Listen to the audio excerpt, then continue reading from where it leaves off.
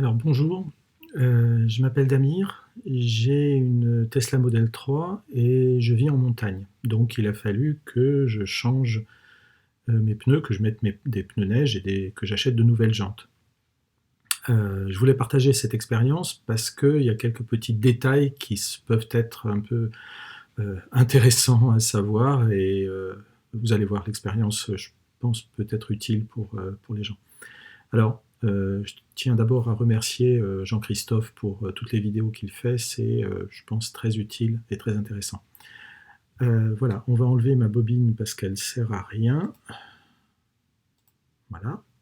Et donc, voici les jantes que j'ai commandées, les roues complètes que j'ai commandées. Et si je passe sur la vidéo, sur l'image suivante, la première chose à faire, évidemment, c'est de mettre les cales. Alors, j'ai oublié de préciser, j'ai fait faire ça par un professionnel, en l'occurrence Euromaster à Annecy, et ils ont fait, il me semble, du très bon travail. Ils m'ont surtout autorisé à regarder et prendre ces quelques photos et ce film. Et donc, il faut d'abord mettre les cales en dessous de la voiture, aux bons endroits.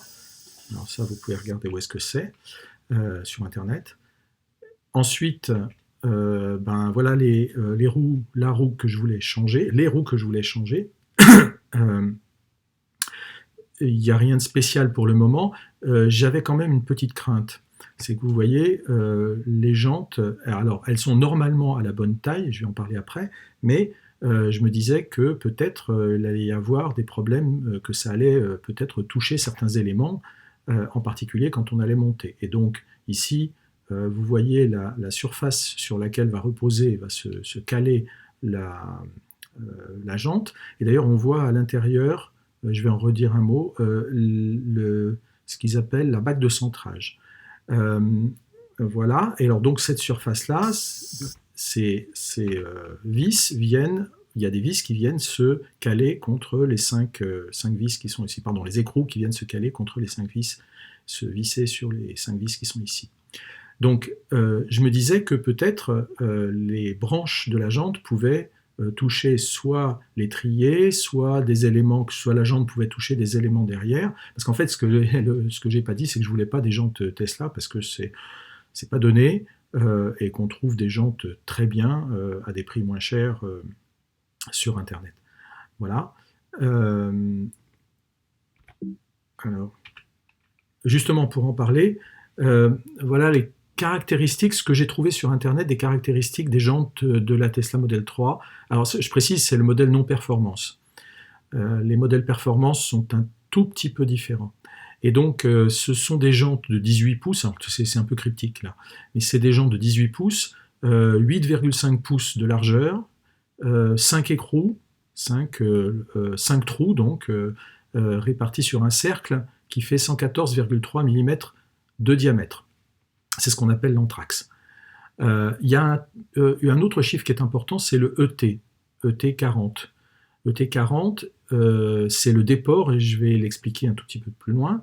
Et 64,1, c'est la taille, si je reviens un tout petit peu en arrière, vous voyez, c'est la taille de l'alésage central, c'est-à-dire du trou qu'il faut qu'il y ait, du trou central de la jante.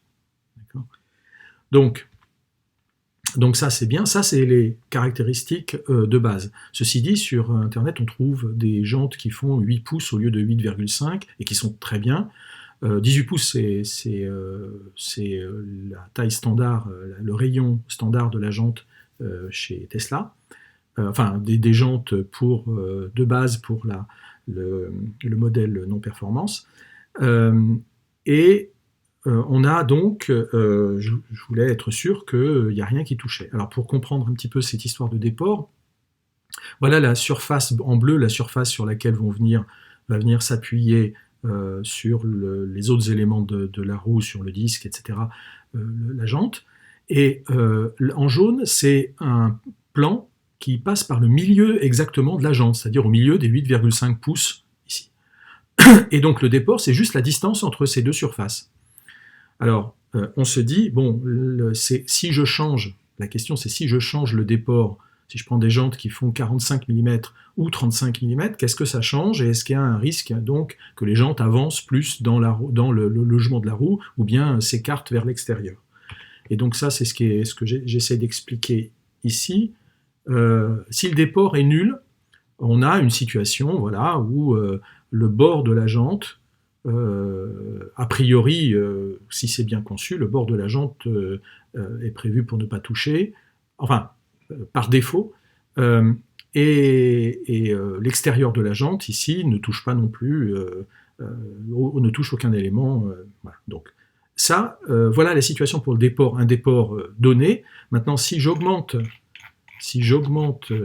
alors si je diminue le déport, ce que ça veut dire, c'est que je vais finalement avancer la jante vers l'extérieur, puisque le milieu de la jante va va s'avancer vers l'extérieur et on va avoir ce qu'on appelle un déport négatif. Alors à ce moment-là, évidemment, j'éloigne la jante de tous les éléments intérieurs, mais par contre, à l'extérieur, le pneu peut peut-être toucher un élément de carrosserie. Par contre, si je rapproche la jante, voilà, si par contre, je prends un déport qui devient plus positif, c'est-à-dire j'augmente, je passe à 45 par exemple, millimètres, à ce moment-là, la jante elle-même va avancer à l'intérieur du logement. Et donc, on peut éventuellement peut-être toucher. Donc du coup, j'étais un petit peu inquiet. Et une fois la jante montée, vous allez voir. Éventuellement, ça touche derrière, parce que c'est comme c'est des... Non, ça va? Non, ça touche pas. Ouais, les plombs sont larges. Les plombs, Regardez, à quel niveau? Regardez, là on passe le doigt entre l'étrier et la main. Là, c'est bon. Et c'est surtout ici. Donc là, c'est pareil, vu que c'est circulaire. Ouais. Voilà. Donc, la personne, le technicien là où j'ai fait monter, donc m'a rassuré et m'a bien montré que ça marchait bien, que ça fonctionnait. En fait, après coup, j'ai compris que le déport et la taille, et le 8,5 pouces, puisque j'ai pris du 8 pouces au lieu de 8,5 et le déport était de 45, en fait, il se trouve que ça se compense exactement. Voilà. Donc la roue, une fois montée, ça donne ça. Je trouvais que ça avait de la gueule. Il faut donner un petit coup de clé dynamométrique pour serrer, je crois que c'est 12,7 kg, il me semble, hein, de tête pour les Tesla, enfin pour ce modèle-là. Et puis j'ai pris une photo à l'intérieur pour être sûr que ça touchait pas. Je sais, je suis un petit peu, un peu, comment dire ça, maniaque, mais en tout cas, il n'y a pas de problème. Et à l'intérieur, parfait, ça touche pas. Et donc on donne un petit coup de pression, et voilà. Et ça, effectivement, je suis assez content. Elle a vraiment de la gueule. Pour information, j'ai payé les jantes et les roues, et c'est des pneus Bridgestone, j'ai payé ça 1300 €. Voilà.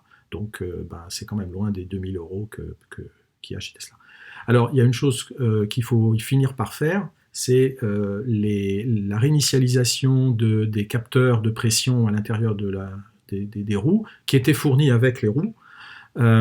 Et donc, là, on voit sur l'écran de contrôle, on voit réinitialiser TPMS. Donc ce que le technicien a fait, c'est appuyer sur réinitialiser TPMS.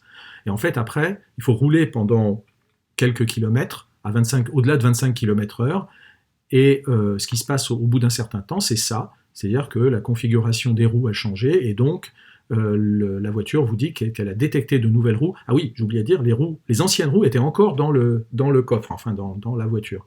Du coup, je trouve que j'ai été vraiment épaté par la façon dont ça marchait. Et donc, là, il faut dire simplement c'est OK, et il faut se mettre en mode parking, et faire ce qui est dit dans le petit message, c'est-à-dire aller sur entretien, configuration des roues, et dire qu'on a encore des roues 18 pouces. Alors aéro, c'est pas grave, voilà, ça aura cette tête-là sur mon affichage, mais ça c'est pas important. Je confirme, voilà, et ben c'est tout. Donc ça fonctionne, je suis assez content. Je me suis rendu compte qu'il y avait un petit problème sur la jante, mais ça j'en parlerai peut-être, un petit problème dû au montage des roues, donc qui n'a pas été fait, que nous, c'est-à-dire le technicien et moi, n'avons pas fait. Voilà. Donc, ben écoutez, je suis juste super content d'avoir un petit peu participé. Si cette vidéo vous a intéressé, ben, j'en serais heureux. Voilà. À bientôt.